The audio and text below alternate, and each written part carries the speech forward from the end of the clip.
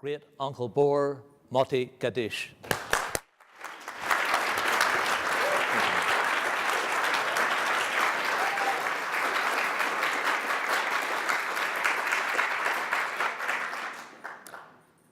Walter Glaser was 9 years old when the Nazis marched into his hometown of Vienna, Austria.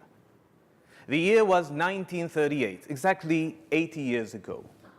And immediately after the annexation of Austria to Germany, the Nazis started persecuting the Austrian Jews. And Walter was the only child of a Jewish family. Fellow Toastmasters, I can tell you his story because Walter survived the Holocaust. And I had the privilege of hearing his testimony to the Jewish Holocaust Center in Melbourne. His father, Hans Glaser, was not only a Jew, but a registered member of the Social Democratic Party. And as such, he got a warning that his name was on the blacklist of the Gestapo. And he could either leave Austria quickly, or he would end up in a concentration camp. So Hans Glaser had to flee Austria with his wife and son, but where in the world would they go? He knew by hearsay that some distant uncle of his had emigrated to Australia many years earlier. He wasn't in touch with him. He didn't know where he lived. He didn't even know the full name. He only knew the surname, Borer. Desperate times call for desperate measures. So Hans Glaser went to the British Embassy in Vienna, picked up the Melbourne and Sydney phone books, and looked up every Borer. He found 6.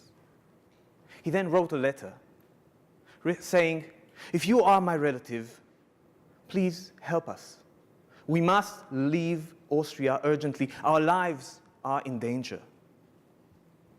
He made 6 copies of this letter, added some photos of the family, and sent the letters to Australia, desperately hoping that maybe one of these letters might just save his family's life.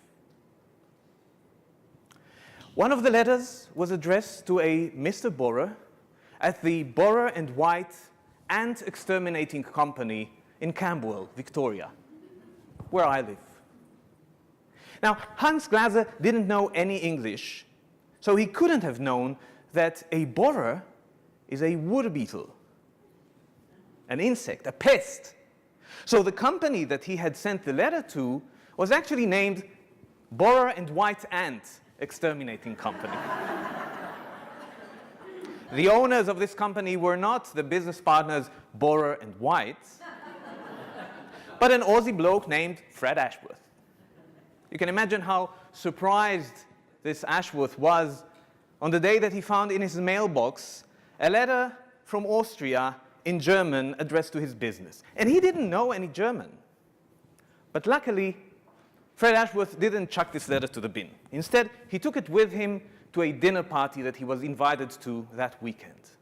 The hosts were 2 ladies, 2 sisters, Beatrice and Clara Daycombe, very well-educated ladies who did know German. So after dinner, Fred Ashworth asked them whether they could read this letter to him that he had gotten in the mail, and they did. And as they read the letter aloud and translated it to English, you could hear a pin drop. The plea for help touched everybody in the room.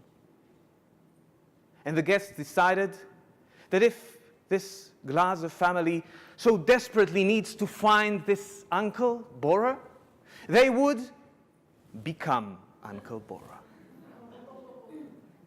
The Daycombe sisters said that they would sponsor and support the Glaser family if they came to Australia, a family they didn't know at all. And someone else at the table said that he would take care of arranging a visa for the Glasers to come to Australia. His name was Harold Holt. He was a junior member of parliament at the time, the youngest member of parliament at the age of 30, and would become, decades later, Prime Minister. And on Monday, Harold Holt called the Minister of Interior in Canberra and arranged a visa, a permit, for the Glasers to come to Australia as refugees. Then the Dacom sisters sent a telegram to Vienna, letting the Glazers know that the permit has been arranged. Looking forward to seeing you in Melbourne. Love for all, Uncle Bora.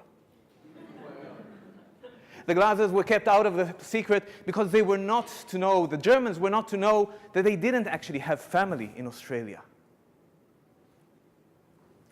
When the good news reached them in Vienna, the Glazers packed whatever they could, got on a train to Marseille, and from Marseille on a ship across the sea to Australia. They arrived in Port Melbourne in November 1938. And as they disembarked the ship and walked down the gangplank to Station Pier, a group of people were standing there waiting for them, holding up a banner that read, "Welcome, Dr. Glaser." So Hans Glaser walked up to these people and asked them, "Which one of you is Uncle Bora?" And they answered, "We all are."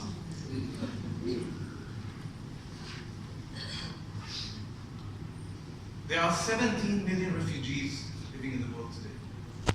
People like you, and me, who had to flee their homes because of persecution.